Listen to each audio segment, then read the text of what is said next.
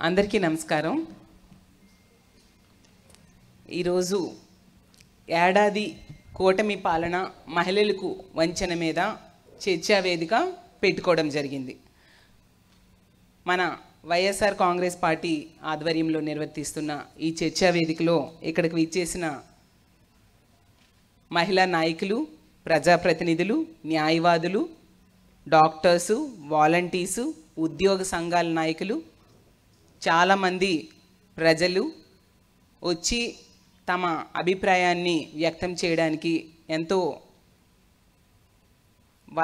ఈ సంవత్సర కాలంలో కూటమి పాలనలో ఏం జరిగింది అనేది చర్చించుకోవడానికి రావడం జరిగింది. అందరికీ ముందుగా స్వాగతం తెలియజేస్తూ ఉన్నాను. మనందరికీ తెలుసు, ఈ కూటమి 3 పార్టీలు తెలుగుదేశం, జనసేన, బీజేపీ కలిపి ఎన్నికల టైంలో ఎన్నో హామీలు ఇచ్చి అధికారంలోకి రావడం జరిగింది. చంద్రబాబు నాయుడు గారు ముఖ్యమంత్రిగా, పవన్ కళ్యాణ్ గారు డిప్యూటీ సీఎంగా జూన్ 12వ తేదీన ఆ రోజు చంద్రబాబు నాయుడు గారు ప్రమాణ స్వీకారం చేయడం జరిగింది. సంవత్సర కాలం గడిచింది. వాళ్ళ పాలన ఎలా ఉంది, ఎలాంటి పాలన ఈ రాష్ట్రానికి అందించారు, ముఖ్యంగా మహిళలకి ఇచ్చిన హామీలు అన్నీ నెరవేర్చారా లేదా, అలాగే మహిళల రక్షణ ఏ విధంగా ఉంది అన్న దాని మీద మనం చర్చించుకొని రేపొద్దున ఎలాంటి సూచనలు, సలహాలు ప్రభుత్వానికి ఇవ్వగలమో ఈ చర్చా వేదికలో మాట్లాడుకోవడానికి ఇక్కడ మనందరం కలవడం జరిగింది. ఎంతో ఉత్సాహంగా ఈ చర్చా వేదికలో పాల్గొనడానికి వచ్చిన పెద్దలందరికీ కూడా పేరు పేరున ధన్యవాదాలు తెలియజేస్తున్నాను. ఈరోజు కార్యక్రమానికి స్వాగతోపన్యాసం చెప్పిన మన ఎమ్మెల్సీ గారైన కల్పలతారెడ్డి గారికి, అలాగే ముఖ్య అతిథులుగా విచ్చేసిన మాజీ హోంమంత్రి గారైన తానేటి వనిత గారికి, అలాగే అతిథులుగా విచ్చేసిన గౌరవనీయులైన జడ్పీ చైర్మన్ గారు జల్లిపల్లి సుభద్ర గారికి, అలాగే మరో అతిథి ఎక్స్ మేయర్ గారైన గొలగాని హరివెంకట కుమారి గారికి, అలాగే ఎక్స్ ఎమ్మెల్యే గారైన భాగ్యలక్ష్మి గారికి, ఎక్స్ ఎమ్మెల్సీ గారైన శివకుమారి గారికి, ఎక్స్ జడ్పీ చైర్మన్ అయిన సుధారాణి గారికి, ఉమాబాల గారికి, అలాగే తిరుపతి మేయర్ గారైన శిరీష గారికి, ఇక్కడ చాలామంది వైఎస్ఆర్ కాంగ్రెస్ పార్టీ నాయకులు అవ్వచ్చు, ప్రజాప్రతినిధులు, మాజీ ప్రజాప్రతినిధులు, రకరకాల రంగాల్లో ఉన్న వాళ్ళందరూ కూడా రావడం జరిగింది. మన సోషల్ మీడియా వాళ్ళు సుధారాణి గారు, అలాగే తీసుకుంటే సుజన గారు, వీళ్ళందరూ కూడా వచ్చారు.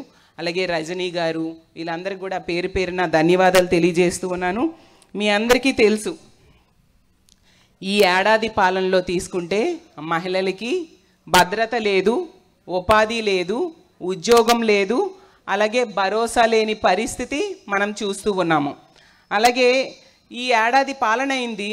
వీళ్ళు ఆశ్చర్యంగా ఏం చెప్తున్నారంటే సుపరిపాలన, స్వర్ణాంధ్ర అనేసి గొప్పలు చెప్పుకుంటూ ఉన్నారు. మొన్న వినడం జరిగింది. నిజంగా సుపరిపాలన, స్వర్ణాంధ్ర ఉందా అని మిమ్మల్ని అందరినీ అడుగుతూ ఉన్నాను. అసలు ఈ ఏడాది పాలనని తీసుకుంటే దుర్మార్గ పాలన, దురదృష్ట పాలన అన్న టైపుగా మారిపోయింది ఆంధ్రప్రదేశ్. అలాగే అరాచక పాలన, అప్పుల ఆంధ్రగా మారిపోయింది. అలాగే అవినీతి పాలన, అన్యాయ ఆంధ్రప్రదేశ్గా మారిపోయింది. అలాగే వినాశక పాలన, విధ్వంస ఆంధ్రప్రదేశ్గా ఈరోజు మారిపోయిన పరిస్థితి మనం చూసాం. ఏడాది పాలన మహిళల పాలిట శాపంగా మారిన పరిస్థితి మనందరం చూసాం. ఏడాదిలోనే మన మహిళల జీవితాలన్నీ తలక్రిందులైపోయాయి.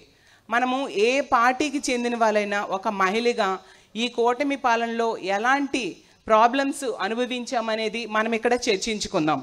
అలాగే తీసుకుంటే ఆ రోజు జగన్మోహన్ రెడ్డి గారు మహిళా సాధికారతకు పెద్దపీట వేయడం జరిగింది. ఈరోజు ఈ కూటమి పాలనలో మహిళా సాధికారత అనేది ఒక సాకారం కాని కలగా మిగిలిపోయింది. అలాగే జగనన్న పాలనలో మహిళల రక్షణ ప్రభుత్వం ఆ రోజు ఉంటే ఈరోజు మహిళల భక్షక ప్రభుత్వం ఉండిన పరిస్థితి మనం చూసాం. అలాగే జగనన్న పాలనలో మహిళలకు ఆసరాన్ని అందించే ప్రభుత్వం ఉంటే ఈరోజు మహిళలకి టోకరా వేసే ప్రభుత్వాన్ని మనం చూస్తూ ఉండే పరిస్థితి.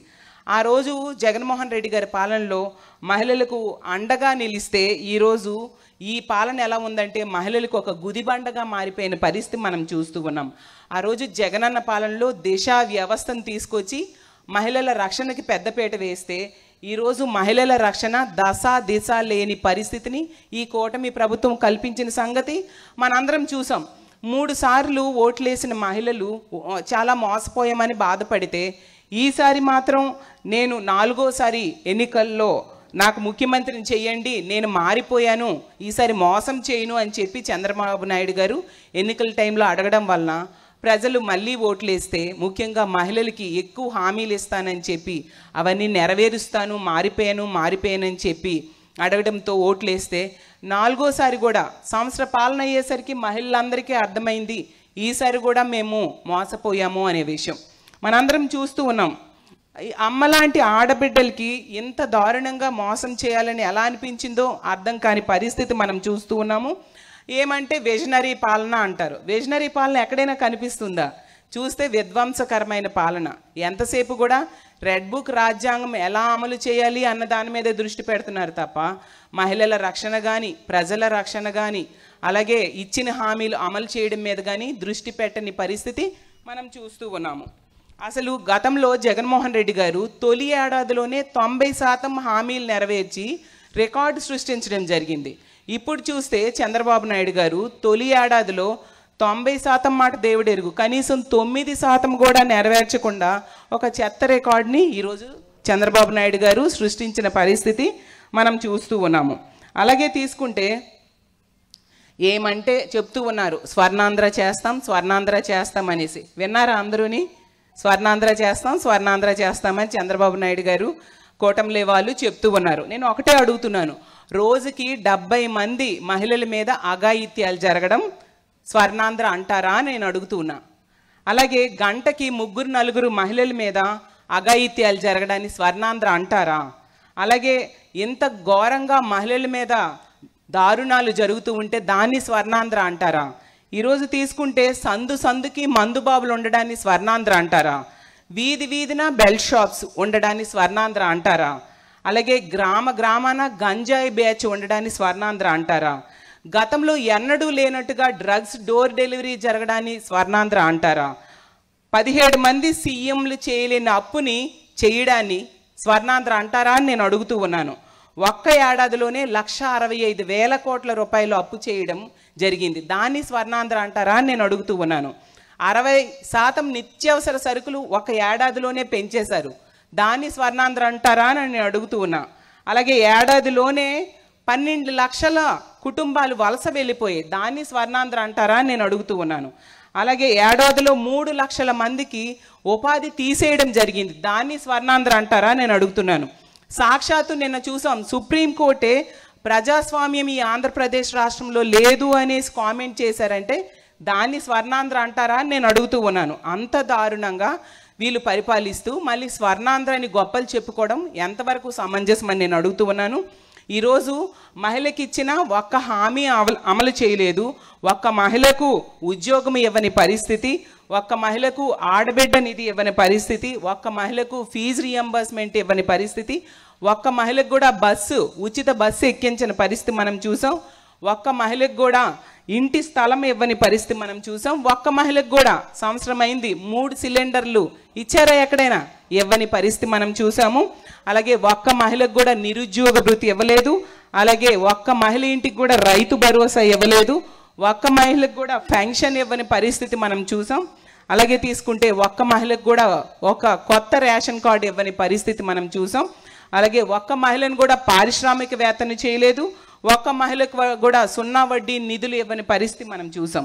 దీన్నే సుపరిపాలన స్వర్ణాంధ్ర అంటారా అని నేను ప్రశ్నిస్తూ ఉన్నాను.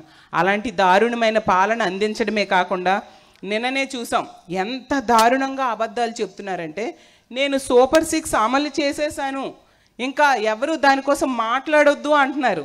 ఎంత అంటే వినేవాళ్ళలో చెవుల్లో ఏమైనా పువ్వులు పెట్టుకున్నారా ఏంటో నాకు అర్థం కావట్లే. పువ్వులు పెడదామని వీళ్ళు ప్రయత్నిస్తున్నారు. కానీ ఆంధ్ర రాష్ట్రంలో ప్రజలు అంత అమాయకులు కాదు అనే విషయాన్ని గుర్తించాల్సిందిగా చంద్రబాబు నాయుడు గారిని నేను తెలియజేస్తూ ఉన్నాను. అంటారు ఇంకేంటంటే, ఇంత దారుణంగా మోసం చేసేయడమే కాకుండా నేను సూపర్ 6 చేసేసాను, ఇంకెవరు మాట్లాడొద్దు, ఎవరైనా మాట్లాడితే వారి నాలుక మందం ఎక్కినట్లేనంట. ఏంటా మాట నాకు అర్థం కాలే. వాళ్ళ నాలుక మందం ఎక్కినట్టుగా అంట. సీఎం హోదాలో ఉన్న వ్యక్తి ఆ మాటలు అంత పచ్చి అబద్ధాలు ఎలా చెప్తున్నారో అర్థం కావట్లేదు. చంద్రబాబు నాయుడు గారిని మాటలు చూస్తుంటే నాకు దృశ్యం సినిమా గుర్తొస్తుంది. మనందరం చూసాం కదా, వెంకటేష్ గారి హీరో. అదేంటంటే జరగంది జరిగినట్టుగా రీక్రియేట్ చేసేసి అబద్ధాన్ని పదే పదే చెప్తూ ఉంటే నమ్మేస్తారు ఎదుటి వాళ్ళు. ఆ విధంగా ఈరోజు చంద్రబాబు నాయుడు గారు చేస్తూ ఉండే పరిస్థితి మనందరం చూస్తూ ఉన్నాము. అలాగే తీసుకుంటే ఒకటి గుర్తుపెట్టుకోవాలి చంద్రబాబు నాయుడు గారు, ఇది యాక్చువల్గా ఈనాడు జమానా కాదు, ఇంటర్నెట్ జమానా. గూగుల్లో మనం సెర్చ్ చేస్తే అన్నీ తెలిసిపోతాయి. ఈ రాష్ట్రంలో ఇతను తల్లులందరికీ మోసం చేయొచ్చు కానీ గూగుల్ తల్లినైతే మోసం చేయలేరు కదా. కాబట్టి ఈ రాష్ట్రంలో ప్రజలందరూ కూడా ఇతను చెప్తున్న అబద్ధాలని మోసాన్ని తెలుసుకుంటూ ఉన్నారు. గూగుల్లో సెర్చ్ చేస్తే ఏ పథకం ఇచ్చారో లేదో అందరికీ తెలిసిపోతుంది. అందుకే అసలు నేను ఒకటే అడుగుతున్నాను, సూపర్ 6 అడిగిన వాళ్ళ నాలుక మందమైతే ఎగనామం పెట్టిన వాళ్ళ నాలుకని ఏమనాలి మీరే చెప్పాల్సిందిగా కోరుతున్నాను. అలాగే సూపర్ 6 అడిగిన వాళ్ళ నాలుక మందమైతే ఇంటింటికి ఇచ్చిన బాండ్స్ ఇచ్చి వాటిని మోసం చేసిన వాళ్ళ నాలుకని ఏమనాలి చెప్పండి. కాబట్టి ఎంతవరకు తీసుకుంటే నీకు 15,000 నీకు 15,000 నీకు 15,000 అని చెప్పి ఊరూరా తిరిగి ఈరోజు మోసం చేయడం జరిగింది. ఇప్పుడు మీ పార్టీ ఎమ్మెల్యేలందరికీ ఏమనాలి, వాళ్ళ నాలుకలను ఏమనాలి, మందం అనాలా ఇంకేమైనా పదం ఉపయోగించాలో చంద్రబాబు నాయుడు గారే చెప్పాలి. ఈరోజు ఎంత దారుణం అంటే ఊరూరా తిరిగి ఎంత దారుణంగా 15,000 అని చెప్పి ఈరోజు తీసుకుంటే 13,000 వాళ్ళ అకౌంట్లో వేస్తున్నారు తల్లికి వందనం కింద వేయడానికి వీళ్ళు డిసైడ్ అయ్యారు. ఇది కూడా ఎందుకంటే మొన్న చూసాం పొదిలిలో మన జగన్మోహన్ రెడ్డి గారు పొగాకు రైతుల పరామర్శ కోసం వెళ్ళడం జరిగింది. వెళ్ళినప్పుడు వేలాది మంది జనాలు స్వచ్ఛందంగా తరలి వచ్చి జగనన్నని చూద్దాం, జగనన్న లేకపోవడం వలన రాష్ట్రం ఈ దుస్థితిలో ఉంది ఈ సంవత్సర కాలంగా, కాబట్టి అతను కలిసి మా సంఘీభావం తెలియజేద్దాము అని చెప్పి కేవలం సంవత్సరంలోనే ప్రజల్లో ఎంత తిరుగుబాటు వచ్చి వేలాది మంది జనాలు వచ్చి జగనన్నని కలవడంతో వాళ్ళకి భయం పుట్టి తల్లికి వందనం సడన్గా అనౌన్స్ చేయడం జరిగింది. మరి ఇప్పుడు గతంలో వీళ్ళు ఏం చెప్పారు, నీకు 15,000 నీకు 15,000 నీకు 15,000 అన్నారు. ఇప్పుడు నీకు 2,000 కట్ నీకు 2,000 కట్ నీకు 2,000 కట్ అనాలేమో మరి వీళ్ళు చేస్తున్న దాని ప్రకారం. అప్పుడు గతంలో వీళ్ళే విమర్శలు చేశారు, ఇప్పుడు ఆ 2,000 కట్ చేసినందుకు ఇప్పుడు మరి అదే రీజన్ చెప్పి వీళ్ళు అదే కట్ చేస్తూ ఉన్నారు. మనం అన్ని వీడియోస్ అప్పుడు లోకేష్ గారు ఈ పెద్దలు ప్రభుత్వ పెద్దలు గతంలో మాట్లాడిన మాటలు ఇప్పుడు మాట్లాడిన మాటలు మనందరము చూసాం. అంటే ఎంత దారుణంగా పసిపిల్లల్ని స్కూల్కి వెళ్ళే పిల్లల్ని వీళ్ళు మోసం చేస్తున్నారు అర్థం చేసుకోవచ్చు. యాక్చువల్గా ఈ తల్లికి వందనం లబ్ధిదారులు 87 లక్షల మంది ఉంటే వీళ్ళు ఇచ్చింది కేవలం 54 లక్షల మందికి, అంటే కోతలు విధించి. ఆ విధంగా తీసుకుంటే జగనన్న ఇచ్చినంతకే వీళ్ళు ఇచ్చింది వస్తూ ఉందన్నమాట. అంటే అడుగడుగున మోసము దగాతో ప్రజల్ని మభ్య పెట్టడానికి చంద్రబాబు నాయుడు గారు ముందు నుంచి కూడా అతని నైజం అదే విధంగా ఉంది అనే పరిస్థితి మనం చూసాము. కాబట్టి అసలు ఈ బడ్జెట్లో తల్లికి వందనంకి అసలు బడ్జెట్లో కూడా 9,400 కోట్లు కేటాయించారు. ఇప్పుడు మాత్రం 7,150 కోట్లని ఇవ్వడం జరిగింది. అంటే ఎంత దారుణంగా పేద పిల్లల్ని మహిళల్ని మోసం చేశారు, మోసం చేసి ఓట్లు వేయించుకున్నారు అనేది మనం అర్థం చేసుకోవచ్చు. అందుకే ఏంటంటే అసలు ఈ తల్లికి వందనం అనేది గతంలో జగన్మోహన్ రెడ్డి గారు మనందరికీ తెలుసు అమ్మఒడి అనే పథకాన్ని ప్రవేశపెట్టారు. దేశ చరిత్రలోనే ఏ ముఖ్యమంత్రి కూడా ప్రవేశపెట్టినట్టుగా బడికి వెళ్ళే పిల్లల్లో డ్రాప్ అవుట్స్ని తగ్గించడం కోసం తల్లికి సహాయంగా ఉంటుందని ఆ రోజు అమ్మఒడి పథకాన్ని ప్రవేశపెడితే ఆ రోజు అమ్మఒడి పథకాన్ని ఈరోజు ఎన్నికల టైంలో కాపీ కొట్టి వీళ్ళు ఈరోజు జగనన్నకు వస్తున్న ఆదరణని చూసి భయపడి అమలు చేయడానికి పూనుకొని అందులో ఇన్ని కోతలు విధించిన పరిస్థితి మనం చూసాం. జగనన్న పథకాన్ని అయితే కాపీ కొట్టగలరు కానీ జగనన్న తాలూకా చిత్తశుద్ధిని అయితే వీళ్ళు కాపీ కొట్టలేరు అని తెలియజేస్తూ ఉన్నాను. కాబట్టి ఇలా ఎన్నో విషయాలు మహిళల రక్షణ విషయంలో మనం చూసాం. అడుగడుగున మహిళలు ఈరోజు ఈ కూటమి ప్రభుత్వం అధికారంలోకి వచ్చాక నిజంగా చాలా దారుణాలు జరుగుతున్నాయి, అఘాయిత్యాలు జరుగుతున్నాయి, అత్యాచారాలు జరుగుతున్నాయి, హత్యలు జరుగుతున్నాయి. అందులో ఎక్కువగా తెలుగుదేశం పార్టీ వల్లే ఉండే పరిస్థితి మనం చూస్తూ ఉన్నాం. తెలుగుదేశం పార్టీ కార్యకర్తలు అవ్వచ్చు, నాయకులు అవ్వచ్చు, మహిళల్ని ఏ విధంగా దారుణంగా అత్యాచారాలు చేస్తున్నారు, హత్యలు చేస్తున్నారు. అలాగే ఈ ఏడాది పాలనలో తీసుకుంటే మద్యము, గంజాయి, డ్రగ్స్ విచ్చలవిడిగా ఈ రాష్ట్రంలో పెరిగిపోయింది. అవే ఈ అఘాయిత్యాలకి ముఖ్యమైన కారణం. వీటిని అరికట్టడంలో పూర్తిగా విఫలమైంది. గతంలో మనందరికీ తెలుసు, జగనన్న దిశ వ్యవస్థను తీసుకొచ్చారు. దిశ పోలీస్ స్టేషన్స్ అవ్వచ్చు, దిశ యాప్. ఈ రాష్ట్రంలో జగన్మోహన్ రెడ్డి గారు ముఖ్యమంత్రిగా ఉండేప్పుడు 1,30,00,000 మంది దిశ యాప్ని డౌన్లోడ్ చేసుకున్నారు. మనందరం కూడా డౌన్లోడ్ చేసుకున్నాం. ఆ దిశ యాప్ కనుక మన ఫోన్లో ఉంటే ఆ SOS బటన్ నొక్కిన 10 నిమిషాల్లో పోలీసులు వచ్చి రక్షణ కల్పించేవారు. అలాగే దిశ చట్టం ఇక్కడ అసెంబ్లీలో ఆమోదం తెలియజేసి కేంద్రం దగ్గరికి పంపిస్తే అది కేంద్రం దగ్గర పెండింగ్లో ఉన్నా కూడా అందులో ఉన్న అంశాలన్నీ కూడా అమలు చేసిన పరిస్థితి మనం చూసాం. అంత చక్కగా దేశ వ్యవస్థని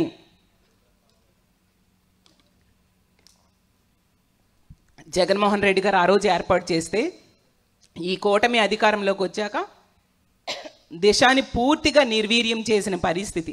అందుకే ఇన్ని ఘోరాలు, నేరాలు మనం చూసే పరిస్థితిని ఈరోజు కల్పించారు.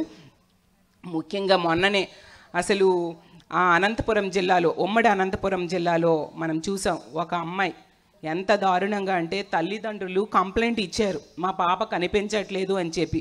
6 రోజులైనా కూడా వీళ్ళు పట్టించుకోకపోవడం వలన, పోలీసుల నిర్లక్ష్యం వలన ఆ పాప శవమై దొరికిన పరిస్థితి మనం చూసాం.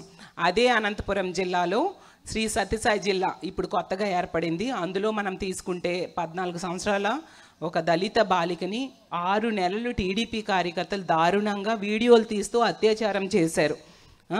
అంత దారుణమైన దారుణాలు మనం రోజు వినాల్సిన పరిస్థితి. ఎన్ని సంఘటనలు. భీమ్లీలో మొన్న ఒక అమ్మాయికి అత్యాచారం చేయడం జరిగింది. అలాగే వెస్ట్ గోదావరిలో ఉండి నియోజకవర్గంలో, అలాగే నిన్న తీసుకుంటే రాజమండ్రిలో. అలా రోజుకొక సంఘటన వింటూ చూస్తూ ఉండాల్సిన దుస్థితి ఈ రాష్ట్రంలో ఉంది. ఈ రాష్ట్రంలో మహిళలకి ఇంట్లో ఉన్న రక్షణ లేదు, బయటికి వెళ్ళినా రక్షణ లేదు, స్కూల్కి వెళ్ళినా రక్షణ లేదు, కాలేజీకి పంపినా రక్షణ లేదు, పని ప్రదేశానికి పంపినా రక్షణ లేని పరిస్థితి చూస్తే, పోనీ మహిళల రక్షణ కోసం ఒక్క సమీక్షైనా ఈ సంవత్సర కాలంలో వీళ్ళు చేశారంటే చెయ్యని పరిస్థితి. అంత దారుణంగా మహిళల భద్రత గాలికి వదిలేశారు వీళ్ళు. కాబట్టి మనము వీటన్నిటి మీద వీళ్ళు ఇచ్చిన హామీలు ఎగ్గొట్టడం జరిగింది. అలాగే మహిళల రక్షణ గాలికి వదిలేశారు. ఇంకోవైపు నిత్యావసర సరుకులు ధరలు పెరిగిపోయాయి. కాయగూరలు, ఉప్పులు, పప్పులు వాటి ధరలు పెరిగిపోవడమే కాకుండా విద్యుత్ ఛార్జీల భారం విపరీతంగా పెంచేశారు. ప్రజల మీద విద్యుత్ ఛార్జీల భారం వేయడం జరిగింది. ఇలా అన్ని రకాలుగా ప్రజలని ఇబ్బంది పెడుతూ వీళ్ళు పాలన సాగిస్తూ అబద్ధాలతో మోసం చేయడానికి ప్రయత్నిస్తున్నారు. కాబట్టి దీని మీద ఇక్కడికి చాలామంది వక్తలు వచ్చి తమ అభిప్రాయం చెప్పడానికి సిద్ధంగా ఉన్నారు. అందరూ కూడా 1 by 1 ఇప్పుడు ఒక్కొక్క సబ్జెక్ట్ వైజ్ మాట్లాడతారు. ముందుగా మన రాష్ట్రంలో మన అందరం మహిళలం. ఈరోజు ఈ రాష్ట్రంలో మహిళలకి రక్షణ లేని పరిస్థితి. మహిళలు, బాలికలు, చిన్నారులు చాలా దారుణమైన పరిస్థితిలో ఈ రాష్ట్రంలో రక్షణ లేని పరిస్థితిలో ఉన్నారు. కాబట్టి దీని మీద చర్చించుకుందాం.